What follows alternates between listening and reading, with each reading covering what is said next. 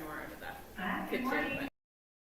For me, it's hard to tell when I can't see anyone over on your end. Oh, hi, Leah. We're good?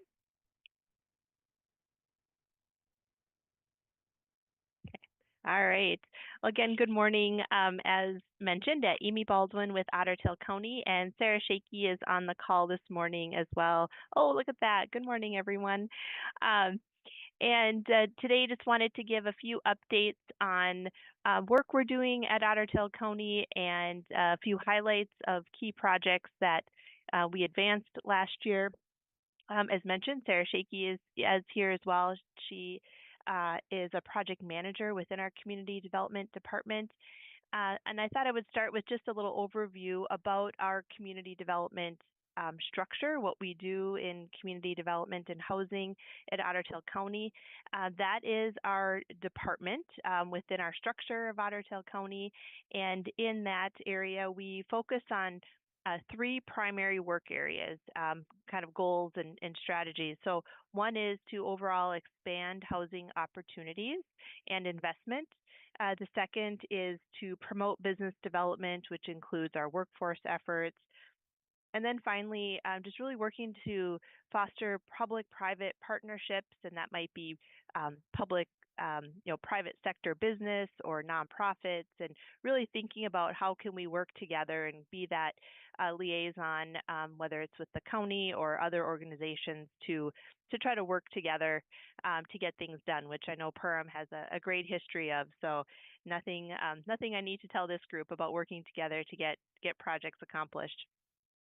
So, and within our department, our staff team supports two internal agencies. So similar to Perham, we have an EDA that we reference as our community development agency, but it really is an EDA from a structural authority perspective. And so we have work that funnels through that agency that our staff supports, and then also our Housing and Redevelopment Authority, which focuses on housing and some program administration there. So we have those two agencies that we support from a staff perspective and kind of bring our work together and in a whole.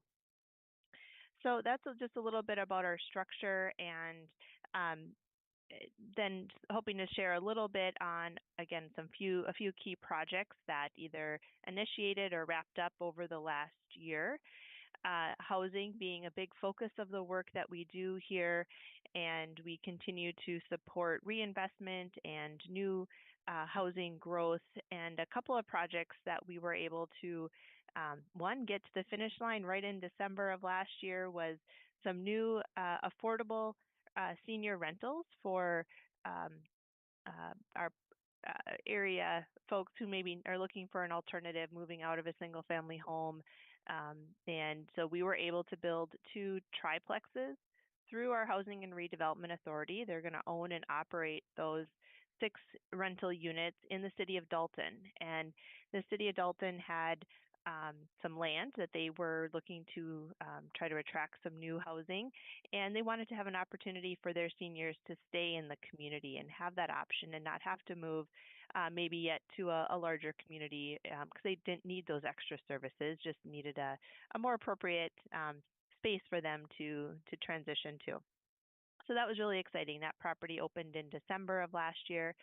And then as we launched that one, it was really intended to be a pilot and see how could we bring that model to other small communities, and whether it's to serve those who might want to be in the community or maybe want to come closer to their family. That situation happened in Dalton as well. So really been successful there. And our next one, as we look into 2025 and 26, is we are working with the City of New York Mills. They have a couple of parcels that would be suitable for this type of development, and we are hoping we can pull together the financing for that and start construction in 2026 for 2 more triplexes in New York Mills.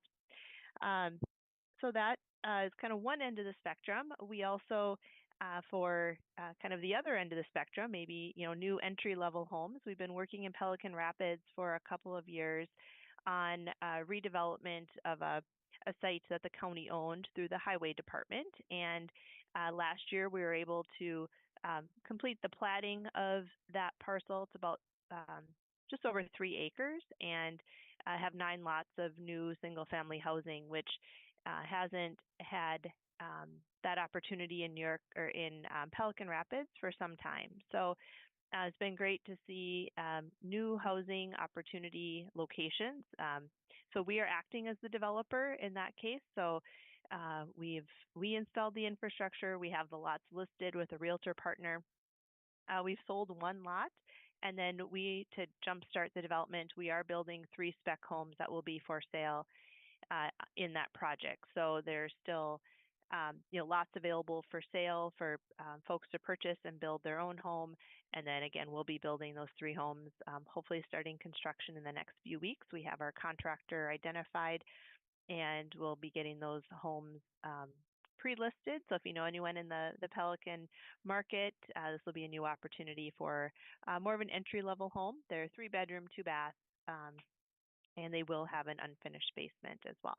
So that is kind of a new venture for us to be this deeply involved in the housing development side. And so that's been, again, just looking for redevelopment opportunities, and also was able to move forward a project in Battle Lake that is under construction now as well. It was a property that we purchased at the coordination with the city of Battle Lake, as they were looking for another kind of complementary housing product in their community, but it wasn't in their wheelhouse for the city to directly take on that project and support that redevelopment. So we purchased the land, cleared the building, and then solicited developers to build on it. And there is now a small infill apartment project under construction, 10 units of workforce housing that will be available later this fall, early winter for occupancy. So in that case, we sold the land and we're out of it, which is how we'd prefer to do it. But that's kind of again, new areas of opportunity and projects that we've been working on in the housing realm. We continue our other projects. We have down payment assistance and some rehab dollars that are available. So if you do have housing needs or know folks who have are looking to buy a home, I know we're very active in Perham as far as our down payment assistance and partnering with the city on their program. So, but always reach out on if there's questions or opportunities from a housing perspective. In the workforce realm, to highlight a couple of projects. One, we kind of wrapped up our youth workforce navigation, which I know we were out talking to this group with our partner, Amy Johnson, on a number of occasions when we were engaging with our youth in our schools and our businesses and building those connections. And we wrapped up that effort last summer when a state grant that was helping fund that also wound down.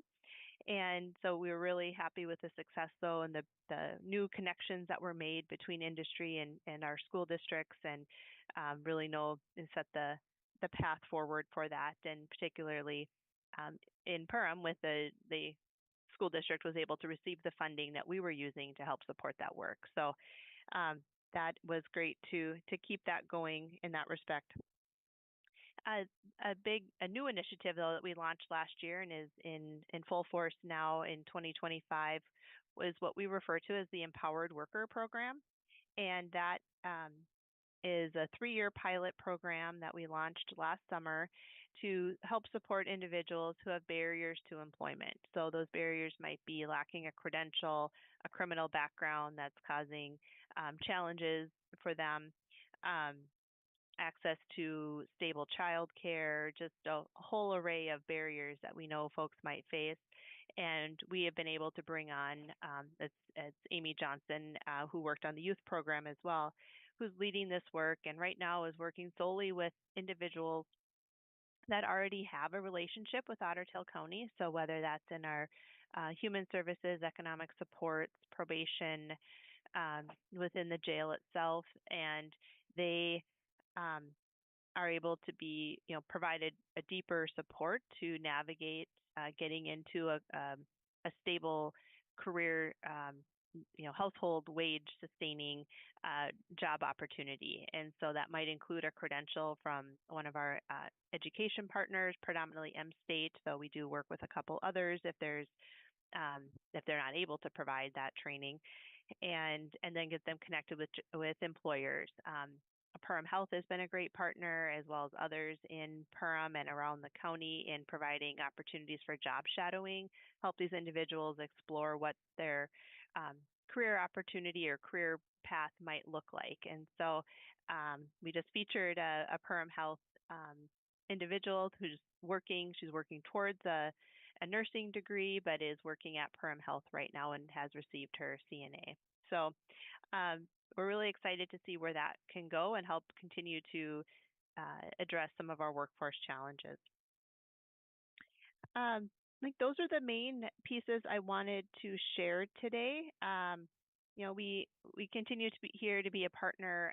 Sometimes if you don't know where to go, we might have some ideas. If you are looking for funding for business development, business growth, that is an area where we're not going to get into the business lending role at this point, but we maybe can help connect you with resources. And we are in close communication with Nick and the Chamber and others on opportunities to make sure you're able to access the financing for your business and what that might look like.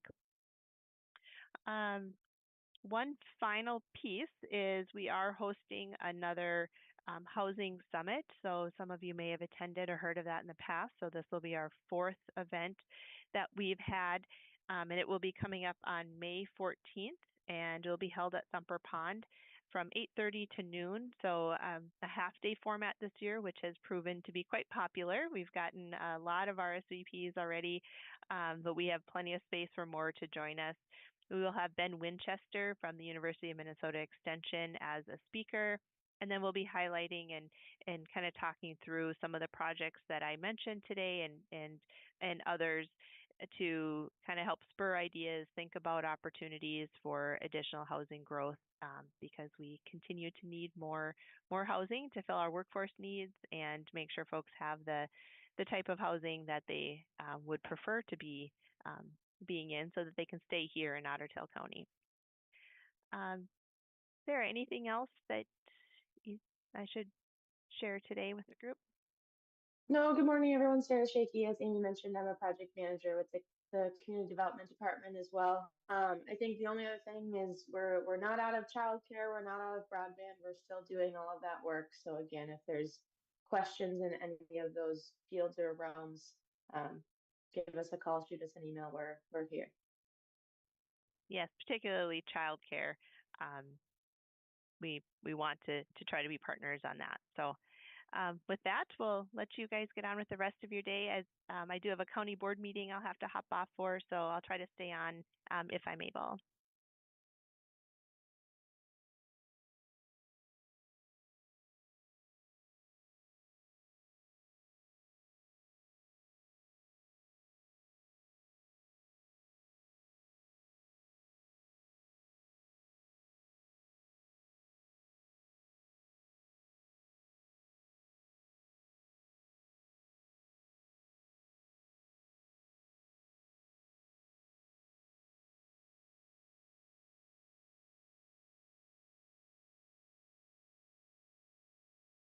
Here in Perham, and we have been working since basically January on this robot, but our season kind of started in October with an off-season event, and we have the opportunity to go to Houston, Texas for the World Championships in a week.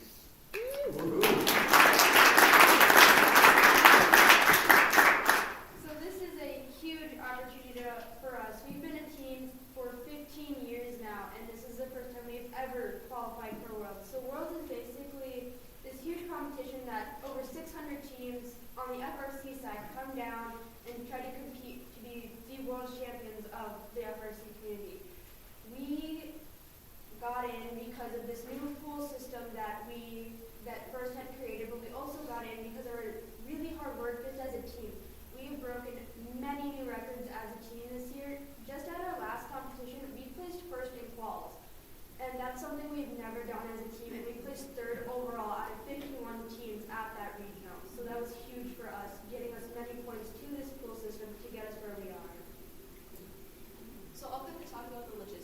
why we need money to obviously go to Houston. So just to register for Worlds alone is $6,000. Just to go to the competition, that doesn't pay for anything for us to be there. We need to pay for our housing down there because we're down there for 8 days. We need transportation. We need lots of things to be down there. So we're looking at raising around $30,000 for this trip. We've raised about 20,000 or so far in a week. So it's been really nice. Our community's great for that. Yeah, and this money also goes to like Worlds, obviously, but it will also kind of drain our accounts to go to Worlds. So we're also looking to not do that so we can save that because we also state in May, and then next season we like to keep a good chunk of money because it costs a lot to build a robot and attend just our regional competitions. Yes, the regional, the 3,000 themselves, we're also looking at getting our own trailer so we're able to transport our tools to and from competitions without having to go to the school to get their trailer.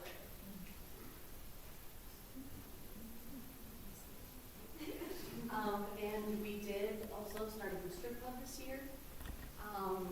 Unfortunately, we did not get to have a big fundraiser because we spent our time getting a 501c3 status, which we got in March. So that was another huge thing. And she was talking about the trailer too. Right now, our long-term goals as a booster club were to get them portable toolboxes. I mean, they didn't even know we've been working on this all year.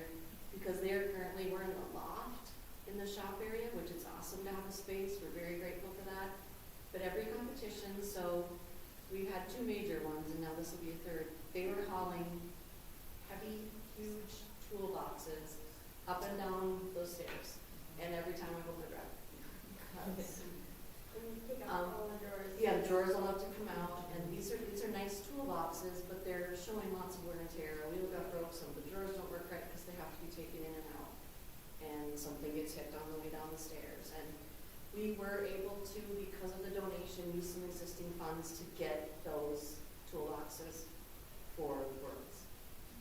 So the big ones can stay in the loft, and we can haul the little ones. So, but the trailer piece, it doesn't have a ramp.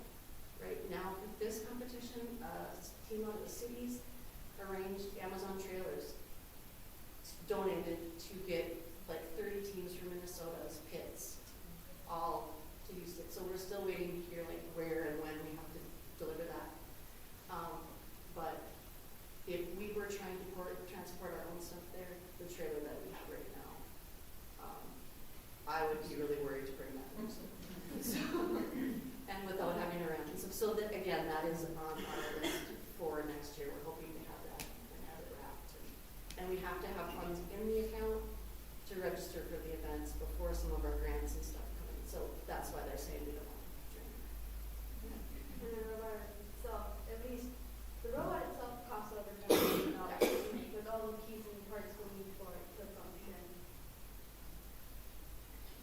But we definitely appreciate the support we have been getting. We have had huge donations, and a lot of them have been able to get onto our banner that we are creating to make for this world competition. So it's really nice to see all the community and businesses on our flag representing us, and what we represent you guys down at Worlds. Her Printing is donating design and a banner for our pit, and all of our ones that are 500 and over in this fundraising will go on it. So we're still adding to that.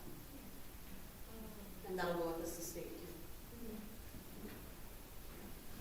Anything else? You miss anything? Oh, sorry. If you want to like keep up with us at all, we have a Facebook and an Instagram. That's the best way to look for us. We post a lot on there. They've been really doing a really good job. That is not true. And there's a fundraiser at the booth. Yes, on Thursday. All the popcorn proceeds go to us, so buy popcorn.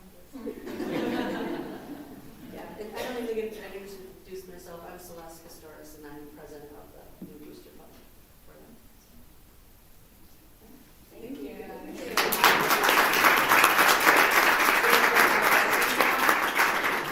Any questions for these ladies?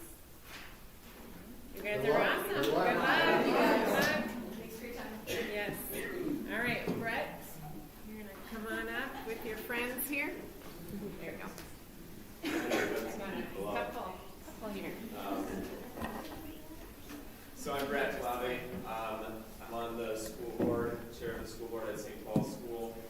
Some of you likely know Pastor Ratcliffe at St. Paul's, and then with me is Candace Beacondoa. She's our president or principal for the school. So, this is weird to not see it, but so we've got a little presentation for you about what's going on at St. Paul's. I might stand up here if that's all right, just so I can see things too. So, do you want me to speak or do you? Go for it. All right, so the mission of our school, impacting lives forever, spiritually, intellectually, emotionally, physically, and socially with the love of Jesus. It's a mouthful. So our school currently runs from preschool up through 8th grade. It's changed a little bit in years past. Several years ago, we opted to add back 7th and 8th grade. That was a thing that the school had. I want to say maybe 25, 30 years ago, they went away for a time, and then we saw interest, and so we extended it back through 8th grade. And it's definitely growing. It's a little slow, but that sometimes is how things go with growth. Last time we had 8th grade, we were building that Tim Fazan tore down a couple weeks ago. That's right. It was a great event. So currently this school year we have 87 students, 60 families. Our student to teacher ratio is 10-1, so pretty small class sizes, which is nice. Most people like that. We have 9 teachers, 2 paras, secretary, principal, pastor, and a DCE that all make up our staff and make things run at the school. I'll interject just one thing too. I just ran some numbers. So a lot of times we get asked our student population, how many of them attend St. Paul's? So I'll back up and just say 88% of our students, of those 87, are churched families, not necessarily St. Paul's, but have church homes. And then 12% are unchurched. And of that 88%, 48% attend St. Paul's. So a good chunk of them are in area community churches, which is wonderful. So we definitely feel at times that yes, St. Paul's is our home congregation, but we are very much and have become a community-wide school. So we're very blessed with that. We are also accredited, so we go through an accreditation process, and we did this last winter of 24. It's a process leading up to it, so it's essentially at least a full year of preparation and lots of stuff that happens in between. Anyone who's probably been involved in those sorts of processes can know that and have experience, but it's a pretty big deal, and we're proud to say that we are accredited by the National Lutheran School Accreditation. This process occurs once every 5 years, and it matches or exceeds our requirements on the Minnesota Department of Education level. So it just ensures the quality of education your students will receive in your school. Perfect. Thanks. So several years ago, I think it's been 8, 9 years now, was a lot of the classes were combining. They were smaller, and we recognized with the growth of the school that and that there was a desire to have classes be split. Our school didn't have sufficient rooms available to teach in that manner, so we had to add on portables. And for the last 7 years or so, we've been using those portables, but they're nearing the end of their life, and so we've recognized the need to add on to the school. But in the process, we're looking at what else does the school need. Its current building was built in 2005, and so it has some needs as a result of being 20 years old. So there's going to be a little video, and we'll go through some of this, but the focus on our campaign is to build 4 new classrooms, a music room. The gym needs some work. We're going to build a new entryway with offices for the staff. The entryway is going to be more secure and better entry for everyone coming into the building. But then the parking lot is also going to get some remodeling and additions to it. click it one more time, it should play.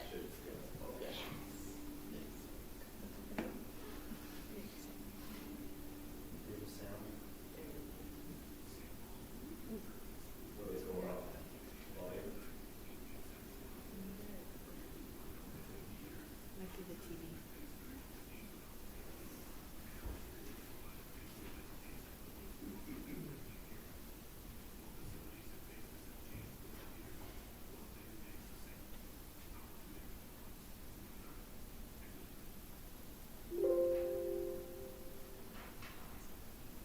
Betterment of our community.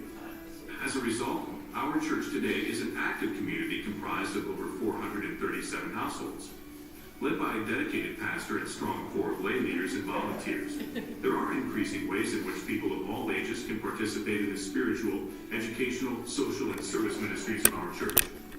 In 2015, we completed a very successful capital campaign to pay down debt from a previous campaign, which has provided a firm foundation for our future in many ways. Yet, despite our strong heritage of activity and accomplishment, some significant challenges remain. Our church school was built 2 decades ago. It is aging and needs to be expanded to accommodate our growing student population. After a detailed study and in consultation with an architect, a decision was made to build a new addition instead of repairing old buildings. It's once again time to update our facilities in a way that glorifies God, meets our current needs, and honors our heritage. Our portable, temporary classrooms were purchased 6 years ago, and even then they needed repair and mold removal. Over the years, they have required constant repair and improvement. The roof leaks, which means desks must be moved frequently so buckets can be placed strategically around the classrooms to catch the dripping water. Roof tiles often have to be replaced because of these leaks. The insulation is poor, and while classrooms are reasonably comfortable, the hallways and restrooms can be very cold. These issues are a challenge for students and teachers who use these rooms. They are a financial burden, and we need to address this soon and appropriately. We do not have flexible breakout space that can be used by all classes or smaller breakout groups. We also do not have spaces that are dedicated to small group instruction or tutoring.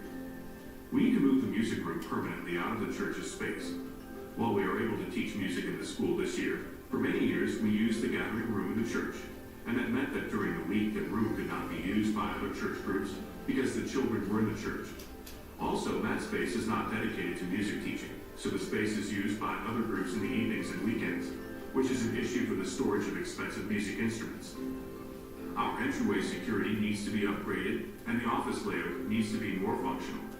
Currently, there are no dedicated staff bathroom facilities in the school building, nor adequate work or breakout space. The gym walls are damaged and need to be repaired. The acoustics are poor, so the gym cannot be used for any gatherings. Gym classes are very loud, and that disturbs the adjacent classroom. While the school has a fire alarm system, it does not have a sprinkler system, which violates current building code requirements and is a serious safety concern that puts this part of our property and the people using it in danger in the event of a fire. The tiles in the school hallways are old, are starting to get worn, and some are loose, and a danger to the students and teachers. Half of the hallway will be part of the construction and will need to be replaced anyway. We need to expand our parking area so it is up to code, and so it can accommodate all the people who attend major services. We also need to improve traffic flow when children are dropped off and picked up after school. We have an exciting plan to address these various needs. It calls for repairing, refreshing, and improving the main and lower levels in our church and school in various ways in time for our upcoming 150th anniversary celebration in 2025. We will expand the current building by adding 4 beautiful new classrooms to replace the portable temporary classrooms.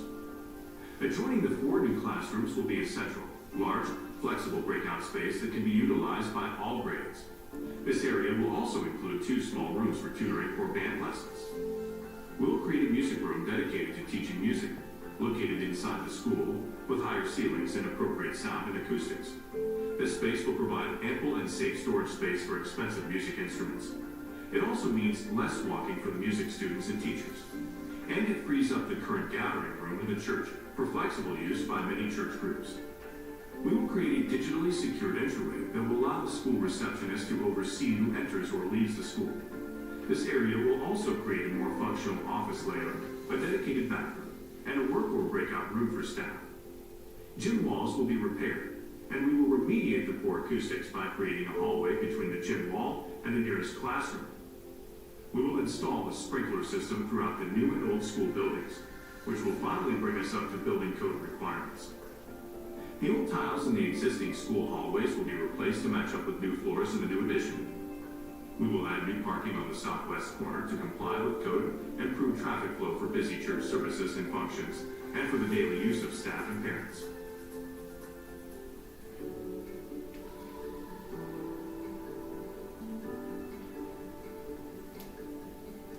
To address our needs and plans, we're initiating an ambitious fundraising effort titled the Honoring Our Past, Building Our Future campaign. Our aim with this important effort is to raise the funds to address our needed repairs, renovate our school, and expand the parking lot. Through the prayerful, volunteer, and financial support of many, and the extraordinary generosity of a few, our campaign will succeed in advancing the vital mission of our church and school. Our school plays a crucial role in shaping the hearts and minds of our young people, nurturing their faith, values, and potential. This work is essential to strengthening not just their future, but the future of our entire community. By investing in this effort, we invest in the foundation of a stronger, more faithful, and united community. Won't you join us in this essential mission to grow our capacity to serve God, our children, and one another?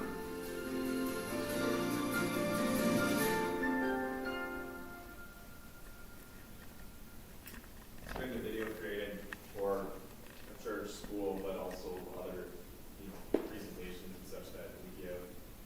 If he speaks better than I do, so let that utilize some of the time. But so we started this process about 2 years ago and partnered with WITSEF, DHH at the time, to create the plans. And now in the past 2 years, we've done a lot of work to get where we're at. We started our campaign in November within the church and had pledges of 1.9 million after a few months, which is pretty cool. So the total cost for our project estimate is about 4.5 million. So we still have some work to do. We'll continue that over the next year or so, depending on how things play out. But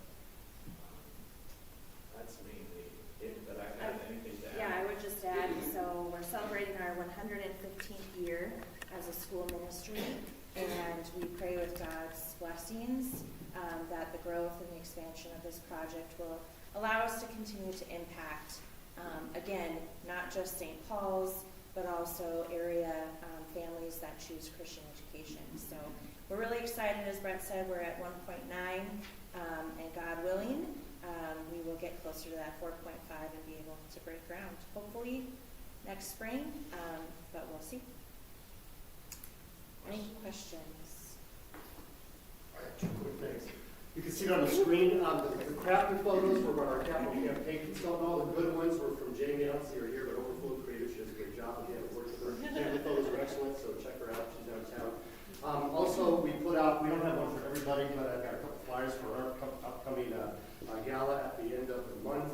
We don't have 40 guns like the Minnesota Deerhunter Association. We have one with our raffle. Two. We have 2 guns. And what made me think of it? It's a school. We're not serving beer, but there is a wine pull. Unlike my cousins who are Baptists, they're classic drinkers. We do it openly, right? So come enjoy and celebrate. So thanks for your support. Yeah. We also have brochures too. If people want more information about the campaign and what we're doing, we can either pass them out or if you want one, just ask. So. We're going to throw them out there. That's all I have. Thank you. Awesome. All right, Operation Trailhead. You ladies, you can get there.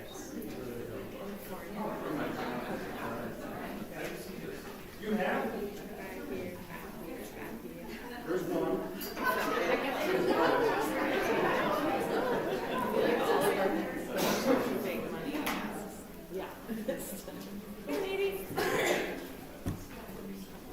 I just brought this your pictures on the slides.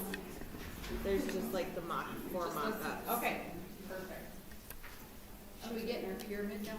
Mhm. Oh, yeah. Good, got cheers. Okay, well, good morning, everyone. There's some new faces from the last Power Hour that we were presented at, so I'll do a quick little introduction and synopsis of the project, and then we'll share about fundraising updates and what we have coming up too. So, my name is Nicole. Kelly and Veronica. Ashley is not here this morning, but we call ourselves Catfish Larry and the Lady Pants. If anyone knows who we are, it's a long story, but we joke that we are a band, but we have no musical talent. And so late last spring, we were actually approached by the Perham Area Youth Hockey Association, better known as PAYHA, about fundraising for a trailhead facility and a new outdoor rink that will be going in our big park just off of County Highway 8, right by the new sledding hill that the city put in just a couple of years ago. So we were crazy enough to say yes. And we did some research in the fall and talking with other community organizers and people who've done big community improvements.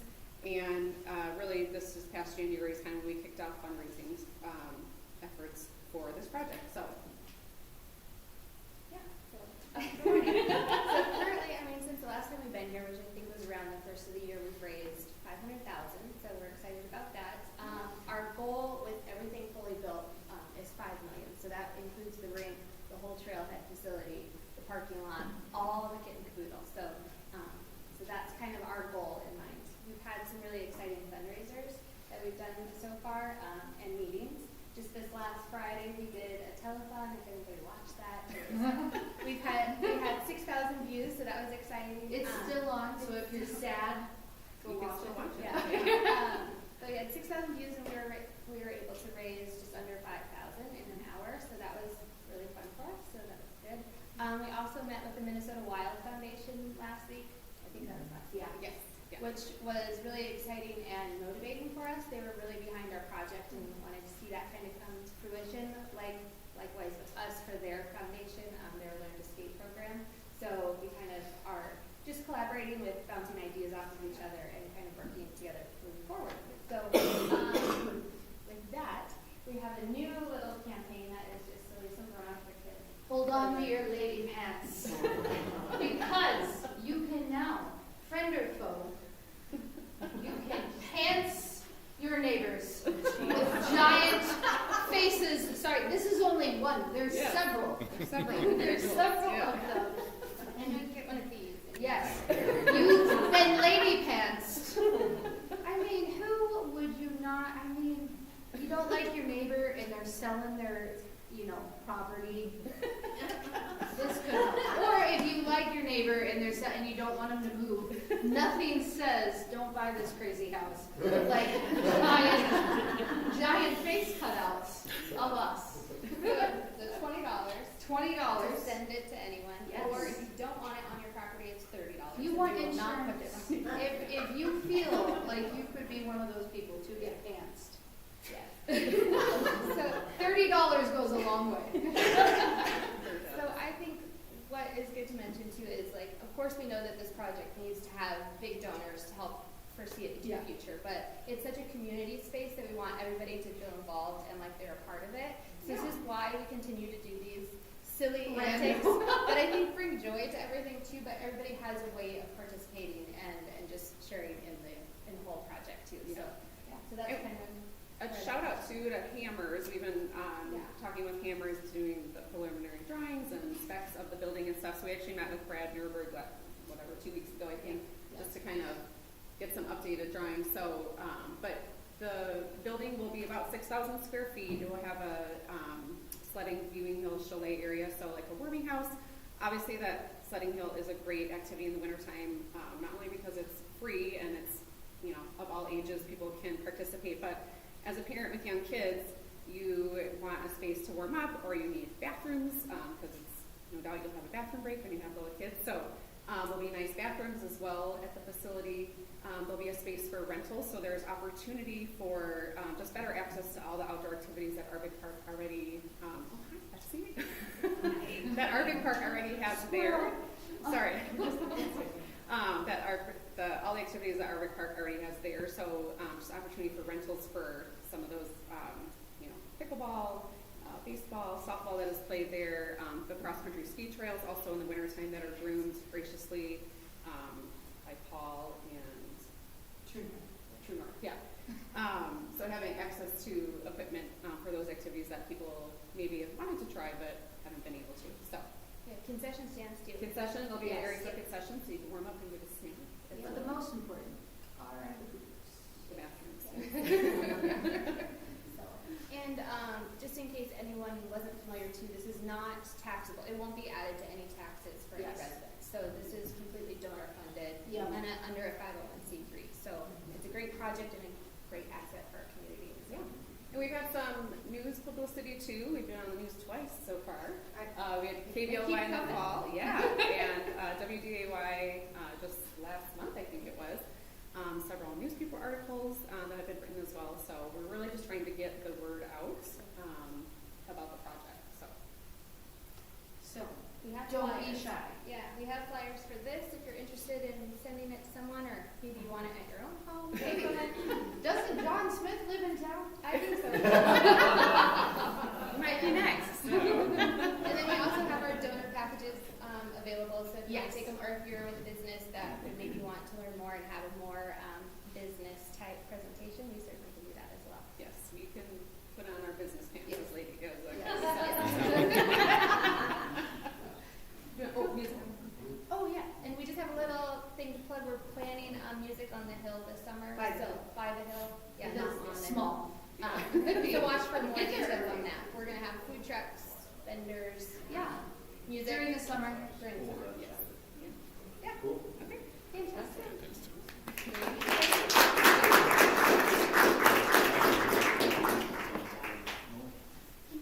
Leave that, yeah. I know. Leave, no. So how goes it? Okay, so I'm Larry and oh, Catfish, Larry the Lady Pants. Okay, so goodness, I think this is our 4th year. Did you get the video up? Oh, mother. I know. You gotta watch the video. It was gonna be very entertaining this morning. Anyways, this is my husband and I's 4th year of North Pines Market putting on an Easter egg hunt for Purim. We started this because we were kind of tired of bringing our child to Otter Tail or New York Mills. We didn't think it was fair for those communities to host Purim kids or residents, and so my husband was like, we're going to do one, and then 18,000 eggs later, we're doing it for 4 years, and we haven't stopped. Let's see. It is typically always the Saturday before Easter, and we kick everything off at noon. Egg hunt starts at 1 for the kids, but my favorite part, which is the video. So please go onto our Facebook. I will post it right away because you will love the adult parent hunt. It's the one time of year that adults run. And it is for eggs. And you should see it. I don't know, it's like Armageddon. Everyone's running like you think there's bears. There's no bears. But it's fantastic. We are still taking donations. Do not be afraid if you're like, I'm going to buy some candy for Veronica. We appreciate it. It is a lot of eggs to stuff. I do know St. Paul's is stuffing some eggs for us, the youth group, tomorrow. So we're hoping in 30 minutes they can make a dent. Make a dent in it looks like we're moving in our house. The girls were just in our house, and yeah, one of the children were like, why are they moving? We're not moving, it's full of eggs. But no, we take donations. We're getting a new banner printed, so we put business names on there. We have some couple just individuals in the community who are fantastic with helping us, and as we take this on, we do appreciate any donations, whether it is for the parent run, because yes, the parents do win prizes, which I think that's the fun part with the parents, but then we help with the kids and all that stuff. Like I said, we usually, I think I have it on there that we do 13,000 eggs, but it's like 18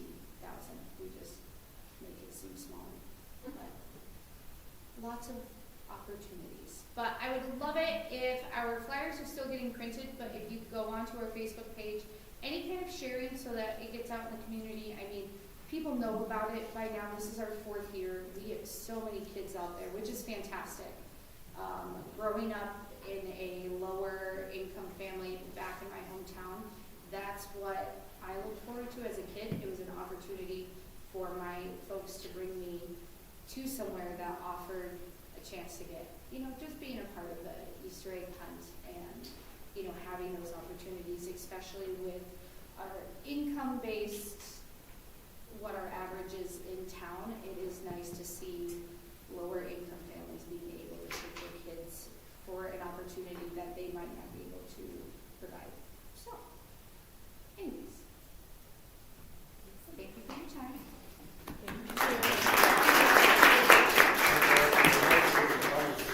Huh? No. He's usually, we have a egg spreader 3000 that he's running. All right, Jenny, ready?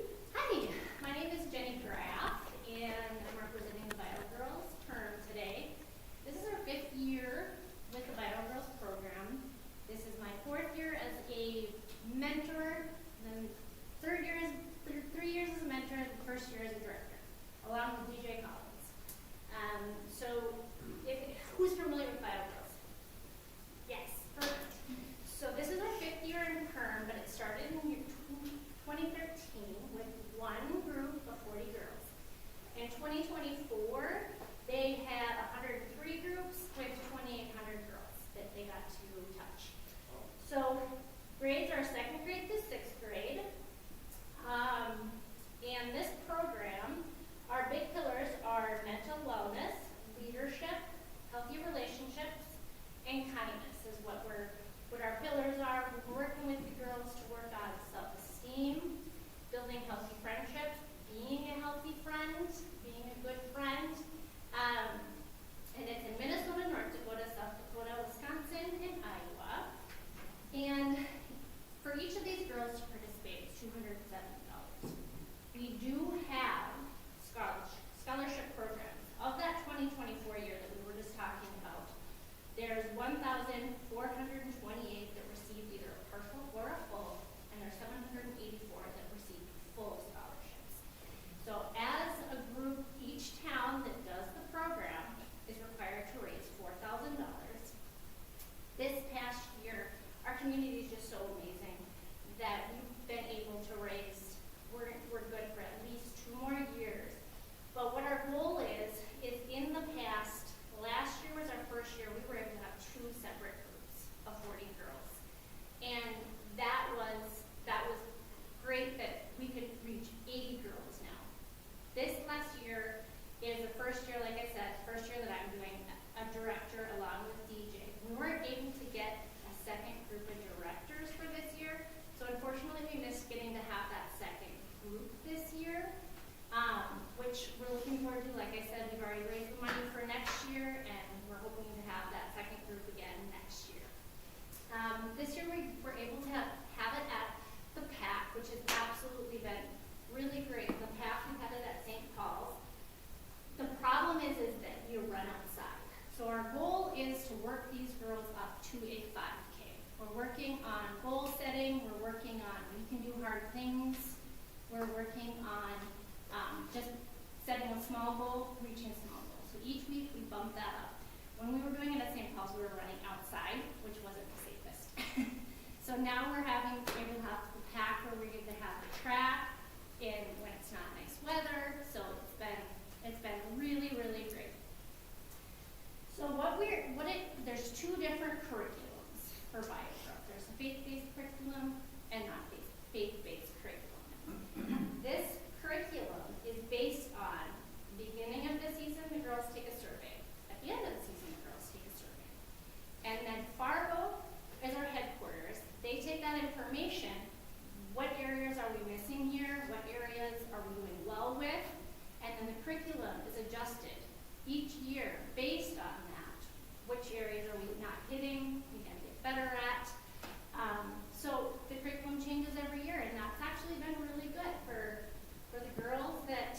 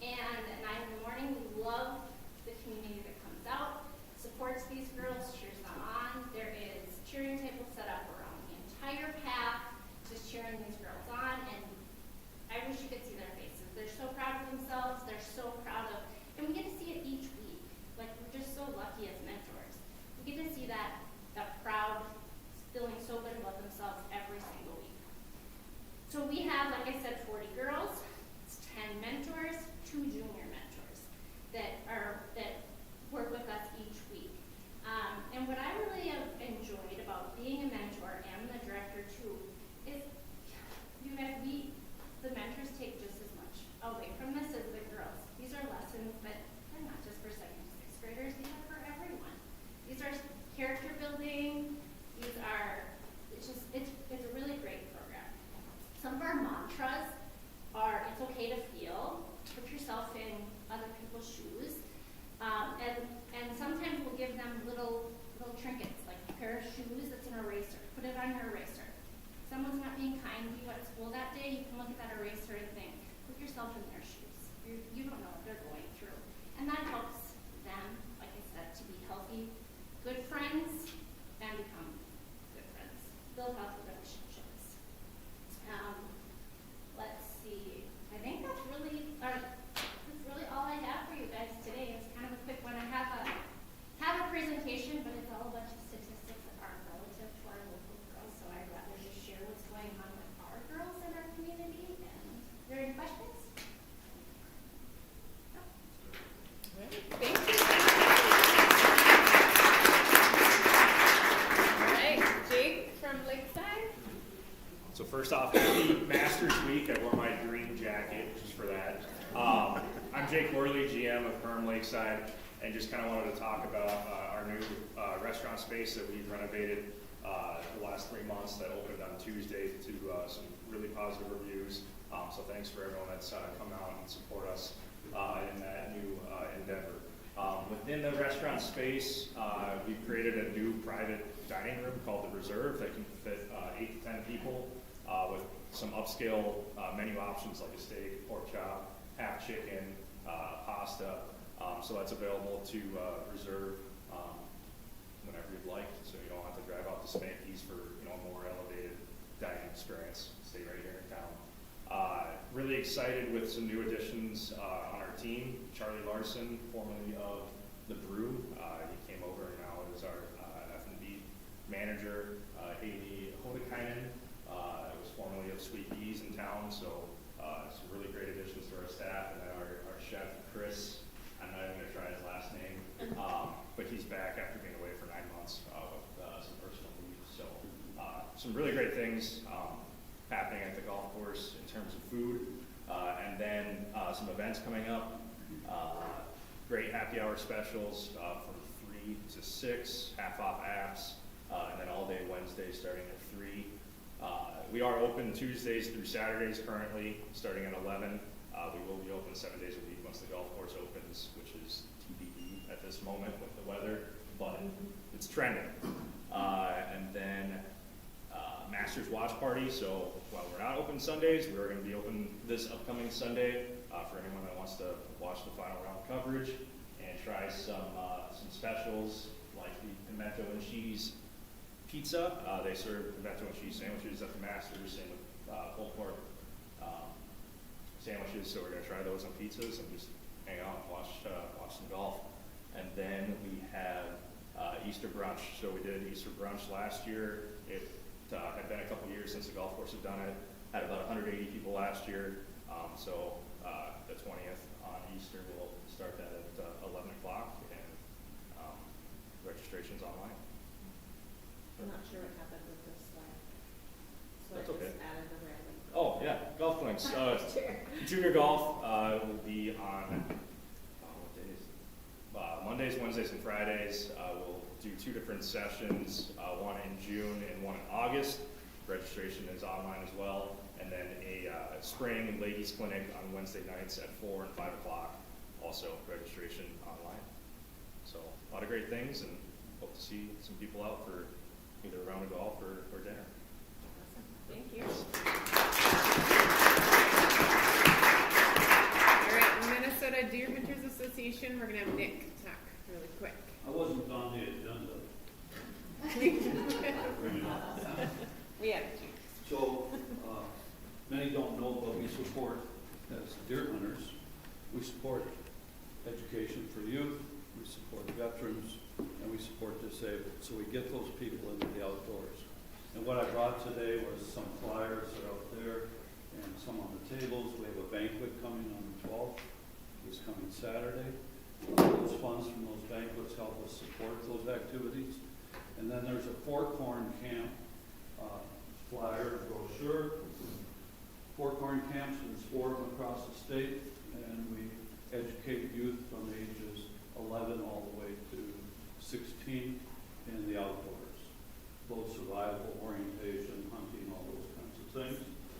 And you can scan a little QR code here, and you can get the magazine coming to your home or to your youth, and that's our White Hills Magazine published quarterly. So that's all I have. Just wanted to introduce you to that. Make sure that you understand that anything that we do in the community and the funds we raise are used for youth, disabled hunting, along with veterans. And we do that on 240 acres north of New York Mills, where we have professional stands out there. They're both guided and mentored. We have parents and other people that help with that. We have ministerial groups that do hunts out there. So it's busy from turkey hunting all the way through the whole deer season, and then it's open for hiking, cross-country skiing, things like that. So that's it. Thank you. Thank you. All right, so we're really excited. Last month we had 11, 13, I don't know. I think it was 11 new members added to the chamber, so that was really exciting for us.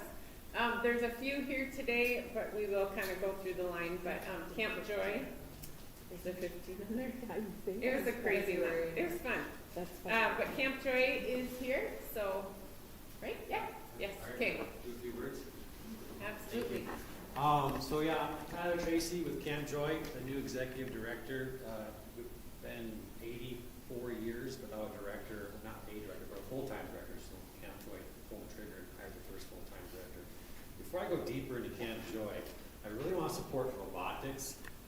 I am with 876 out of Patton. So we went last year to Houston. This is a massive event. That, I mean, it's at the convention center, 4 blocks long. It is like a Super Bowl of nerds, and it's amazing. So Mark Rober, if you don't know who Mark Rober is, your kids know who Mark Rober is. He goes to this event. It's all science and STEM's big on this one. So I know there's a lot of urgency with them in raising funds. So if you can support them, because it is a big deal on what it takes logistically to get down there and be there on site. So I just want to see you there. Yeah, I'll be there. Yeah, I do have flyers I forgot to mention. I'll leave a couple in there. So yeah, they need money. Help them out. they need a lot of money. So anyway, for Camp Joy, thank you for this. We have registration. We're live now. Just out of curiosity, who's ever been to Camp Joy? Your kids been to Camp Joy? So there's a couple hands here. That's a big reason why we joined the Perham Chamber of Commerce. A lot of folks ask, like, well, where's Camp Joy? We are between Pelican and Dent. We're on Star Lake. We've been there for 83 years now, 84 years. Our 85th anniversary is next summer. So we're just for a Bible camp. People ask, what do you do for a living, Tyler? I said, I'm a middleman. I'm the middleman between the camper and the gospel. And I just want to connect those two. That's the #1 goal at Camp Joy. So we have some cool events coming up. We have a golf scramble we're doing over at Birchwood and Pelican. We need 11 more business sponsors. So I was keeping track of all the people before me. I think we're at like 10.4 million we need to raise here in this room. We're going to do it. We're going to do it. We only, Camp Joy, we need like 3,000. So we're not in that million range for this. Yeah, we got a lot of money to raise in Perham. So we have a golf scramble. We're looking for teams. We're looking for businesses. A whole sponsorship is $150. So if you're looking to help out, we would love to have you out there. Come and join the event. We're providing food too. And then registration. Registration is a big deal for us. We serve roughly about 600 campers per summer. And another way that businesses can get involved in the Bio Gal Lab shoot. That's an amazing program too. My daughter went through Bio with girls. It's awesome. That's a great program for girls. Is we host businesses too. We're a rental as well. So if you want to, like St. Paul, if you want to bring a congregation out there, do a service out there on a Sunday afternoon, we'd love that. We have Ross St. Baptist come out. They're doing a service. We have church that come out and do a baptism in the lake. You can't go on baptism in the lake. That's pretty cool. So we do host events as well. So if you're looking for your business or you want to bring out 30, 40 employees, we can cater, we can feed you, or you can bring your own food. We like to be a host on site. Again, just there's you, there's me, and then there's the gospel. We're just looking to connect those two people out of Camp Joy. Thank you for your time. Any questions? Thank you. All right, another new member. Hey everybody, my name's Cordell Hitch. We farm on, southeast side of town. We have Otterberry Farm, if you've heard of us. And we've been getting our plants for a number of years from a gentleman and his wife in Frazee called Ag Resource. Pretty amazing people. And we didn't know when we started growing fruit ourselves that we would just call Gurney's and get some plants, and like 10% of them would live. The whole trick with strawberries, raspberries, all these things is that the plants stay cold. Like you take a cold plant and you take it out of 28 degrees and you put it into cold soil, and then you actually get something to grow. So they wanted to retire. We bought their plant business. We do about 80% of ours is B2B. We sell to all the commercial fruit guys and gals in the upper Midwest, South Dakota, North Dakota, Iowa, Michigan. And then about 20% of it's just local retail. And so every one of you should have some fruit in the landscape. If you're going to have something in your yard, right? Why not have a blueberry bush that gives you fruit for the rest of your life, or asparagus, raspberries, anything like that. So we have we store all our corn and stuff over at the Freddy's old feed mill, Perm Grain and Feed, if you all know where that used to be, over on the east side of town. We took one of the warehouses and I built a cooler, and so that's where we keep the plants. The plants are coming in next week, and then we'll be delivering them to people as they need them. We hold them at 28 degrees until you're ready, and then you just give me a call or fill out a form, and then you just come pick them up. And I love talking about fruit, and so one of the benefits from us is I love talking about. So anybody that buys from us, I can give you any advice you need to get some fruit in your landscape. So appreciate your time. Thank you. All right, anyone else from this list? I don't know if I saw anyone else, but Wild Oak Market, she got a big order, so she couldn't be here today, but that's awesome. Making bread. Nicole and Company, she has a ribbon cutting coming up on Wednesday. Northland Coatings, AutoFix, K&M Coatings, Clint's Well Service, Johnson & Son Well Drilling, Ajo Seamless Gutters, Continental Divide, Brew Cub, that's in New York Mills, Elsner Well Drilling by Talent. They're going to have a blood drive here. They've done Perm Health, and then the Rotary is going to host one at the PAC. Elite Spaces for You and OK Tire Store. They just a new name change for Brian's Repair. Yeah, so lots of new members. We're super excited. That's really big for the chamber, so we're excited. And just make sure to welcome them to the chamber and community and all that kind of good stuff. So, City, do you guys have any updates? Let's go over. Me? I don't have much. What's going on, everyone? From a city standpoint, we're getting ready for the year. Not much is going to happen with road construction this year. Hopefully a little bit out here, a little development out in Clearwater that's probably going to go on, but we're hoping for not as much disruption this year as we had last year, which will be good. Gets traffic flowing downtown. Other than that, from an EDA standpoint, we do still have loan funds for businesses, for expansions, for startups, for pretty much anything if you need it. HRA still has down payment assistance money. If you know anyone looking to buy a house in town, reach out, see if you qualify for that. Good. All right, that's all I got. Awesome, thank you. Before we do prizes, anyone have anything to share quick?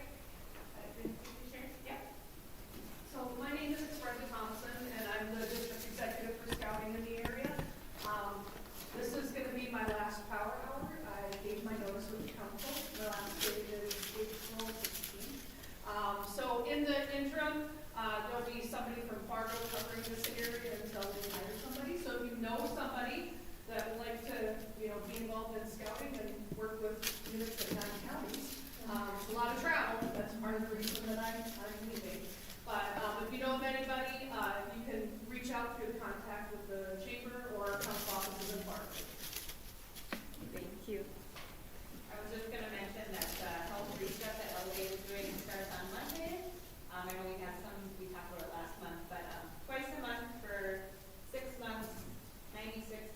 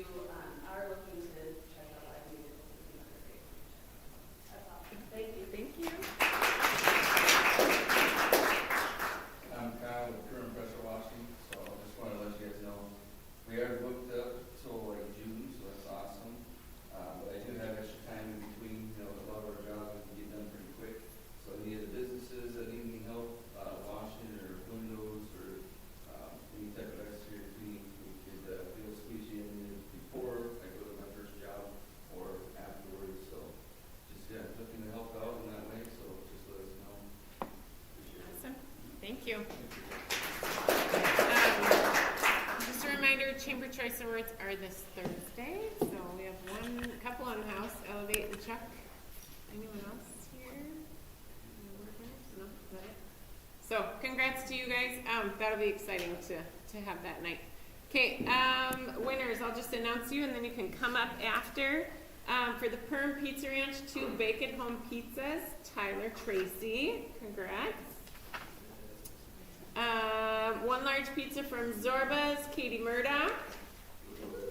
And a free oil change from Perham Auto Repair, Betsy Roeder. And Pizza Ranch, $25, Amanda Miller? Oh, it's Miller, sorry. I'm like, who's Amanda Millie? $25 to Lakeside, go check that place out. Taylor Kraus. It's new, it's approved. And then Jason Graff, you get the stainless steel tumbler from Woodside. So, yes. So congrats everybody, and I suppose I should show you how to. So there you go. Have a great day.